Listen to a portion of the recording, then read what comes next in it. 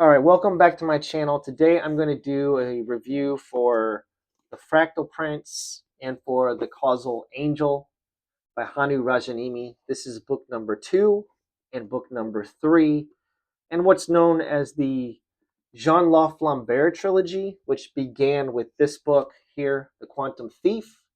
I did a review for this a couple of months ago. Um, it's a heist caper book, but it's in a post-singularity transhumanist world. It takes place on Mars, and it was very confusing, um, to the point that it was almost incomprehensible.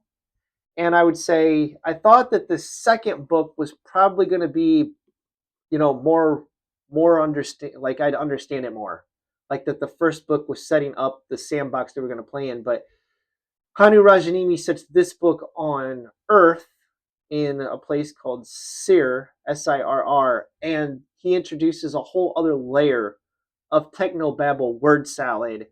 And I literally found this book like incomprehensible. I couldn't understand anything that happened in it. To the point so that a character dies in this book, and I didn't even know that they were dead until I read the third book and realized, wait, that character's not here anymore. Is that character dead? And yes, that character is indeed dead and does not return.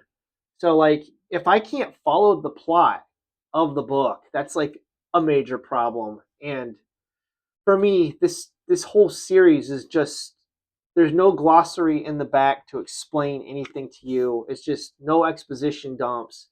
You're just dumped in this techno babble soup, and you just have to, like, through force of will, plow through it. But at a certain point, I just finished the books because I was so far into them. But honestly, I don't understand the praise for the series.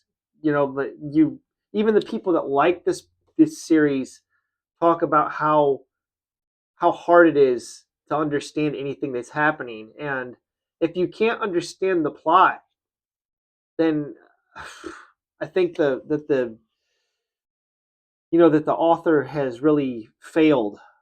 Um, it's like it's like the end of a Star Trek Voyager episode where they just spew out a bunch of techno jargon, reverse the tachyon emitter's polarity to stabilize the quantum flux inhibitor, just that type of nonsense. But just like, imagine an entire book, 300 pages filled with that type of mumbo jumbo, right? It's just not, it's not any fun to read. I got 80 pages into this book and I realized I didn't know anything that was happening, but I just was like, I don't care. I'm not going to go back and try to understand it because it's just not worth trying to figure this stuff out because it's a bunch of nonsense.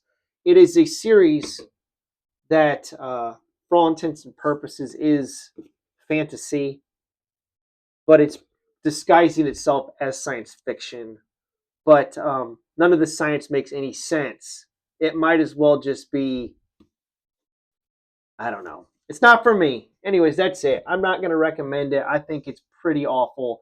Big thumbs down for me. Um, by the time we get into like the background of the characters and start to do some character backstory, I just didn't care anymore. It was too little, too late. So I will link the review for the Quantum Thief below or here something.